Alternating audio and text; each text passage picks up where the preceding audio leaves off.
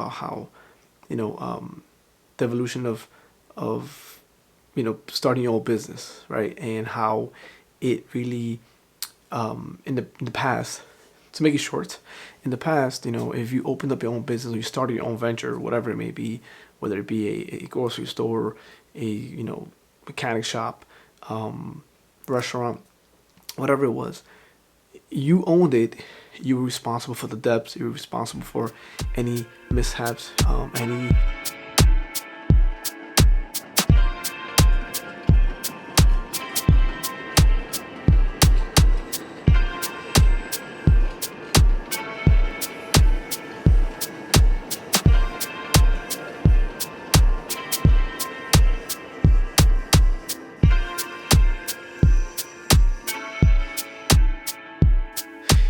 Hey everyone, we're back.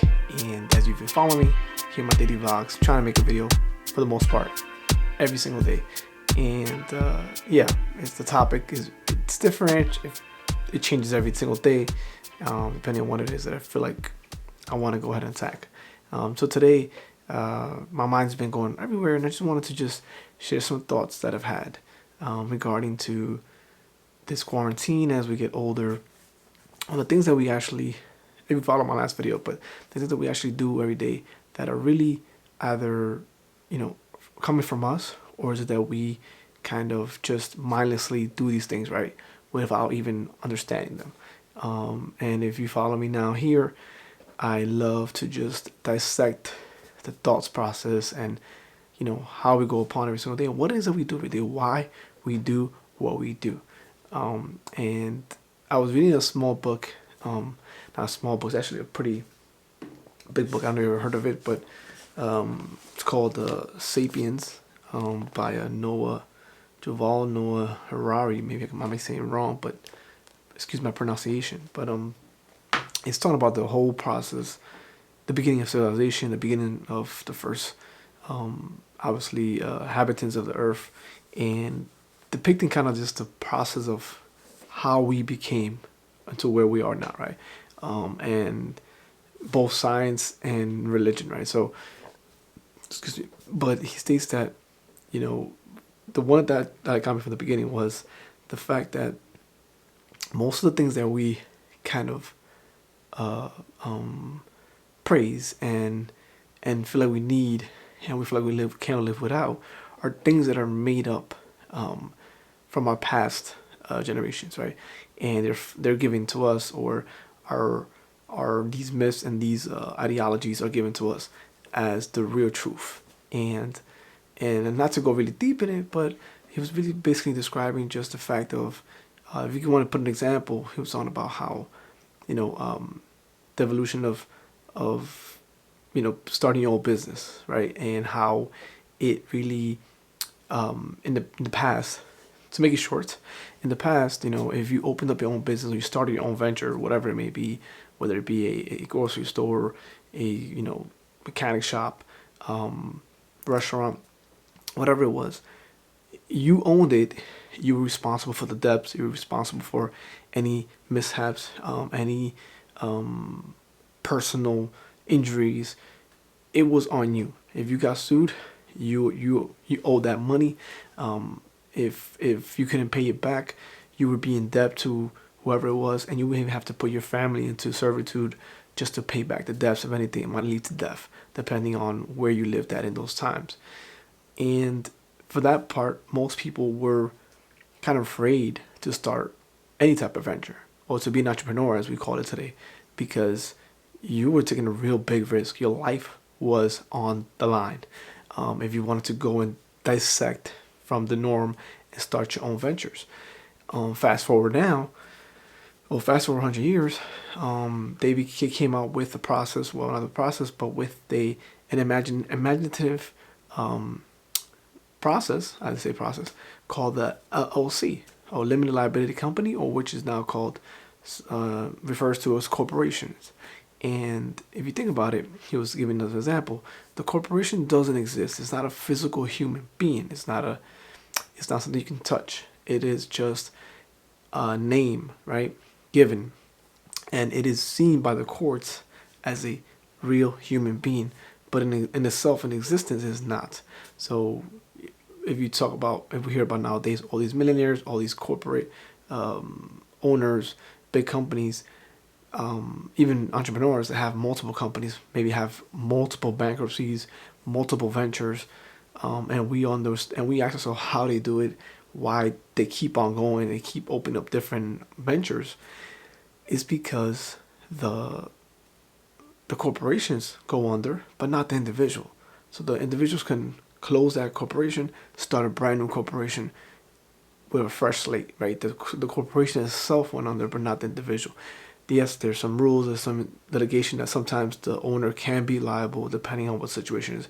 But for the most part, if everything's under the corporation's name, loans, debt, financial, or even any type of lawsuits, the one reason why a lot of experts recommend, well, most experts and lawyers and attorneys, to start, if you have any type of business that you're doing, whether it be photography, any type of business in general, anything you sell things with, to open up a corporation, because it takes you away from it separates you from the entity.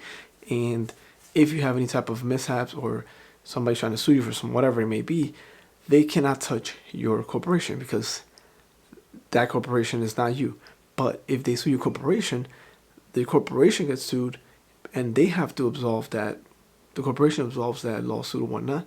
And if you can't pay, most of them just go bankrupt and they open up another corporation and start over. Which is why I think we see a lot of businesses and whatnot that change company names, or somebody might have multiple companies within a span of 10 or 15 years because they might have had to start over with another corporation doing the same type of business, just a different name. If you've ever been to some couple of, I know my area, there's a couple of industries that I bring examples to me, which is the restaurant industry and the nightclub industry. I'll see one nightclub at this specific area, and I always ask myself, why every every year, they'll have a new name, same owners, new name. And now I'm understanding maybe they got sued, or they maybe had some violations or whatnot, and the city shuts them down, and the owner might have just started a new corporation, started fresh, instead of having to pay whatever debt, whatever it was that they were incurring. So what I'm getting to the point is that besides that is, yes, if you can, start your own corporation. But on top of that is that the risk that we have now to start our own ventures, to start our own thing, and to go into business on our own, it's so much smaller than it was 100 years ago, right? And yet, I think a lot of us, I know myself, it's like a big step, it's a big hurdle. And for me, I'm still hesitant of opening up my own entity or LLC, because I feel like it's not part of who I am, or it's something that's only for other people, other individuals. But if you really look at it, it's nothing that you're really taking a risk on, as far as it's just a name that you're opening up. It's just a piece of paper that you have in your hand that separates you from that entity. Yeah, you own it, but it doesn't let you absolve whatever problems, issues that entity has. Again, speak to a legal consultant, an attorney, an accountant to get your information correct. I'm not an accountant, to let you guys know, but this is what I've heard, I've listened to, and I've heard other experts talk about. You understanding that once you open up your own corporation, you are doing the most safest or the most convenient thing for yourself. A lot of us might not like it. The reason why a lot of millionaires get away with a lot of things, but it's just the law. It's just what the court system it sees and it believes in. So as far as me tying that into, as far as fear, sometimes we fear things and it's not as big as we think it is. And whether it's starting a new venture, whether it's starting a new career, starting that first class, learning something new, oftentimes our fear depicts it a lot more than what we think it is, right? It gives us this belief that our lives will be over, that we might have to sacrifice ourselves. And for the most part, that is not going to happen. So my advice for myself and anybody, is just, give it a try. The worst thing that can happen, you have to start over, or you fail. And at the same time, I think when you fail, you learn and you start, detaching from your future results, and you start learning, and you look at it more as a learning curve as opposed to a failure. Trust me, failure is going to come. They're just part of it. They're just kind of a growing process. Without it, you won't grow. And all of you on here know how hard it is to put yourself out there. That's part of the learning curve. Just starting yourself, put yourself out there, learning, growing, making fun of yourself if you have to. Make a TikTok account, dance, make fun of yourself. It's just about the vulnerability. It also is a great play in it. But I wouldn't want to talk about today where our fears we have nowadays as far as starting our own thing are minimal compared to what they were 100 years ago. And it's time for us to use that as an advantage to ourselves and go out there and be yourself, man. Be the greatest version of yourself. We're here to do big things. We're not here to be the smaller version of ourselves. So I hope this starts you guys off, and I'll see you tomorrow. Peace.